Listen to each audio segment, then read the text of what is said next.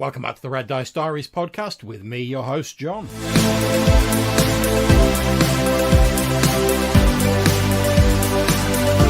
Okay, so today I'm going to be looking at another Lamentations of the Flame Princess module that I was kindly sent as a review copy, and this is Green Messiah. Now, as with all reviews, it's kind of hard to review a book without going into spoilers, so consider this your spoiler warning. So with that out of the way, let's crack on and see what this module's about. Well, in essence, this adventure focuses around Robert, a child, in inverted commas, who is actually a sort of vegetable creature or invader, you might say, who is intent on replacing the people of the nearby village or town called Littleworth with these sort of replicants, which in a sort of body snatchers style, they're like pod people, you know, sort of strange like vegetable people that are grown that can replicate roughly the behaviours of people, but there's something off about them.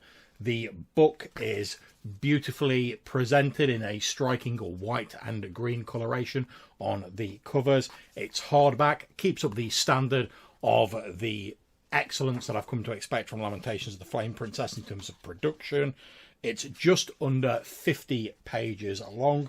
The paper's nice and thick. The text is nice and legible, and not of too tiny a size.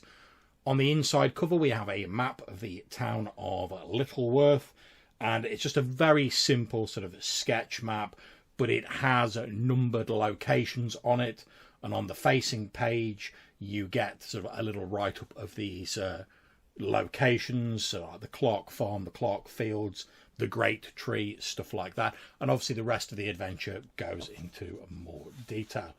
We, of course, have a table of contents, and we have a sort of what is this book about section, where we're told that it's set in Sussex in 1630, and in 1624 an alien spacecraft from a dying planet crashed just outside the town of Littleworth.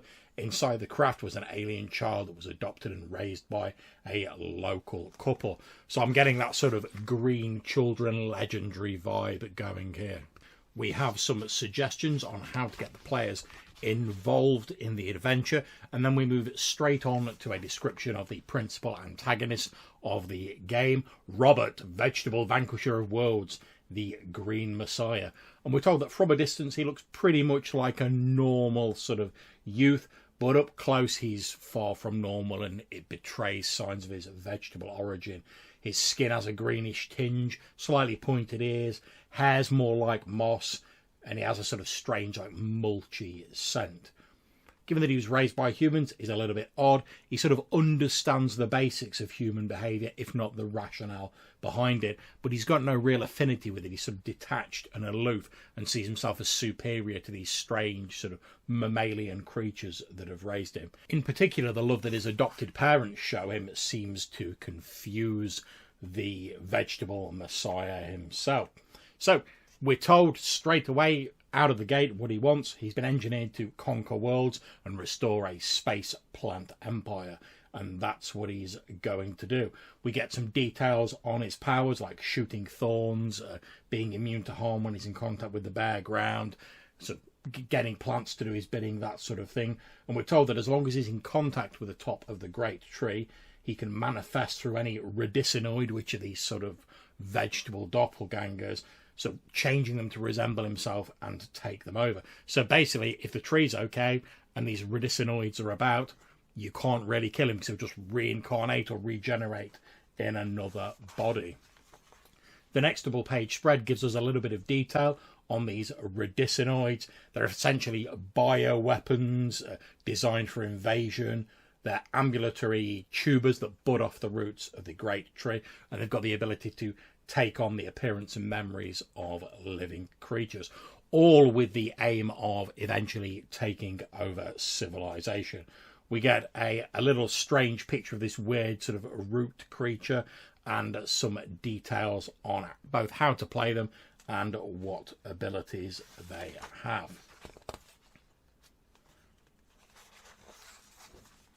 We get some details on a strange cult that is active in the town, Again, hardly a new thing for D&D, especially Lamentations games. A strange non-conformist cult of, I suppose, pacifists led by a charismatic leader. And we then move on to the Men in Black of the Royal Horticultural Society. And these are effectively representatives of the RHS who have been sort of assigned to find out what's going on in the town. And they occupy the standard sort of niche that MIBs would occupy in a normal sort of alien invasion story in the modern day. And we're told that they are, in fact, agents of John Dee's secret occult police. And yeah, okay, the author says, yeah, we know John Dee died before this is set, but, you know, we'll fudge it for the sake of a good story, which, fair enough, and we get some stats for them. We get some details on a pack of bandits operating in the area, and again, another map of Littleworth with some details provided. It's your fairly standard sort of town with a smattering of buildings, a few sort of roads and trails moving between them. The main feature is the crater from where the ship first came down, and obviously this grove with this great tree at the centre. We're told, as an interesting little aside, that there are no dogs in Littleworth because dogs can tell who's been replaced by a Radicinoid, so the plant people have basically got rid of them all. And also there's a player version of this map later on in the book without all the notes on, so that you can give them that. The next double page spread talks about the Clark farm. The Clarks, obvious reference to Superman there, which is listed as inspiration in the back of the book. The Clarks are the sort of middle-aged couple who discovered Robert and raised him. They're some of the few people who have not been replaced, since they're pretty loyal to their adopted son anyway, so he's not really seen any reason to replace them. They have the remains of the ship nearby, and they're also adjacent to the grove from where this huge tree has sprouted. They don't really have any special abilities, and in fact they don't really like these Radicinoids. They find them a bit creepy, but the creatures don't harm them, and they don't want to upset their son, who seems to be linked with them, so they sort of go along with it for the meantime. We get some details on the grove and how the strange emanations or magic from the ship have affected it. There's a strange little sort of, I suppose, maze-like map of the grove leading to the great tree in the centre. And then we get a double page spread showing a picture of that and a little write-up. It's a species not native to Sussex, and in fact not even native to this planet. Anyone casting Speak with Plants or anything similar finds themselves in contact with a strange alien being, barely aware of the tiny creatures that scurry around its feet. And we're advised, you know, maybe a bit sort of Treebeard inspiration there.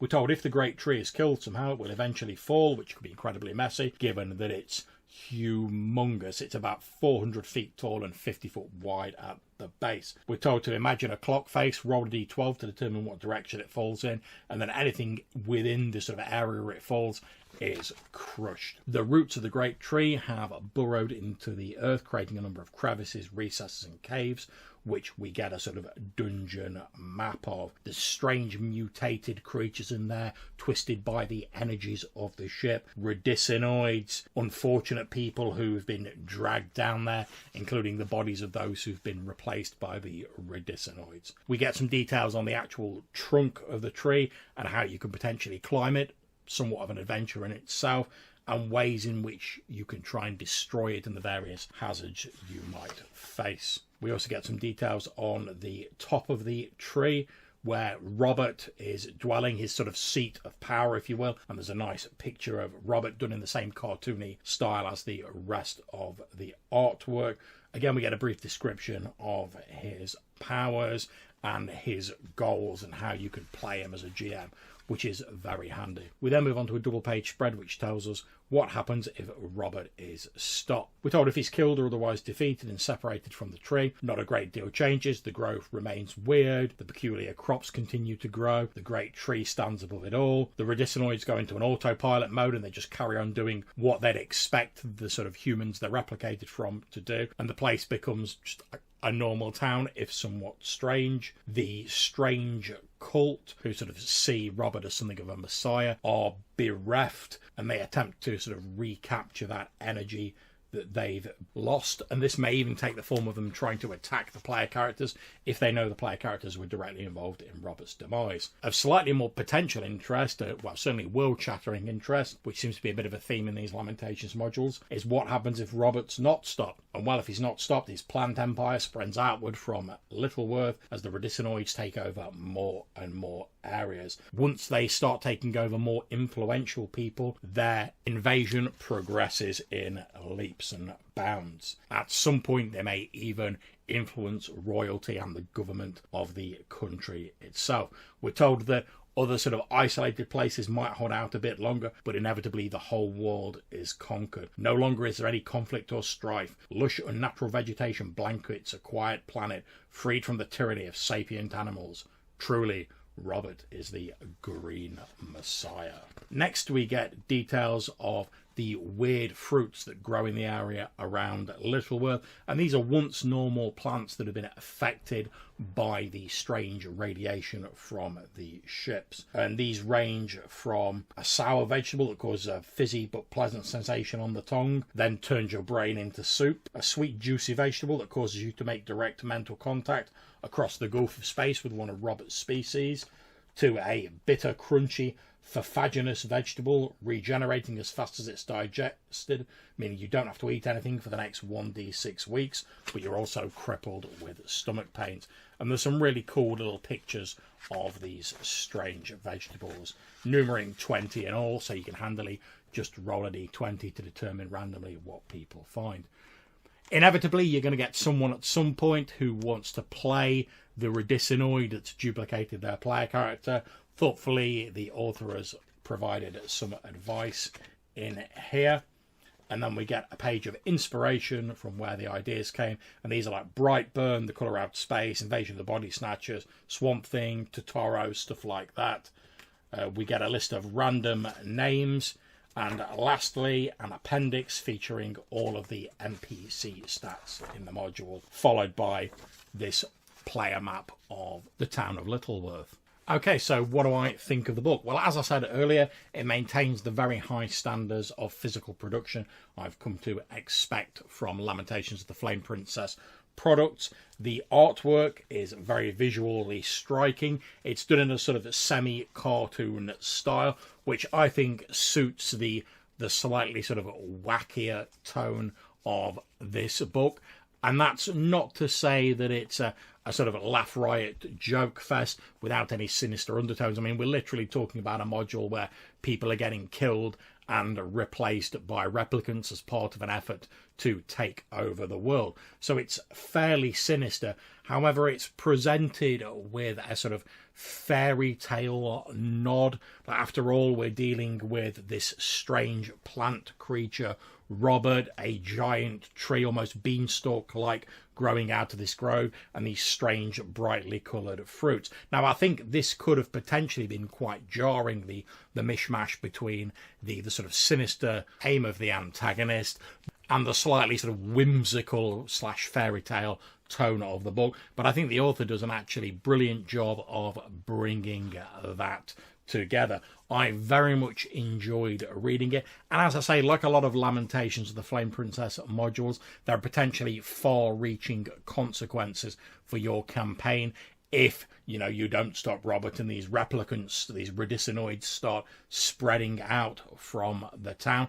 And that does seem to be a bit of a thing with Lamentations modules. They all have sort of quite world-shaking effects, or at least the ones I've read recently. And some GMs may not like that or think it makes it difficult to drop these adventures into a game or an ongoing campaign setting. If you don't want to shake up your campaign world like that, which personally I don't have a problem with.